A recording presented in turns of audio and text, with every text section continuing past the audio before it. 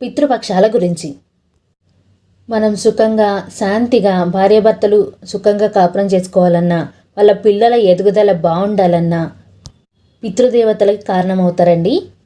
అందుకే పితృదేవతల్ని ఎప్పుడూ కూడా అశ్రద్ధ చేయవద్దు. పితృదేవతల్ని తృప్తిపరచడానికి ఈ పితృపక్షంలో వారికి చేయవలసిన విధులు చేయాల్సి ఉంటుంది. ఈ పితృపక్షాలలో పితృదేవతలకి తర్పణాలు వదలడము, అలాగే వారి పేరు మీద అన్నదానాలు కావచ్చు, స్వయంపాకదానం కానీ ఇవ్వడం మంచిది.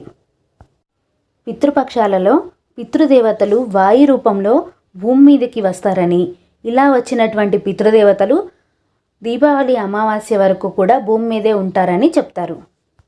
ఈ పితృదేవతలు వాయు రూపంలో వస్తారట. వాయు రూపంలో వచ్చిన పితృదేవతలు ఇంటి బయట గడప బయట ఉండి, నా పిల్లలు నా కోసం తిలతర్పణాదులు ఏమైనా చేస్తారేమో అని ఎదురు చూస్తూ ఉంటారంట.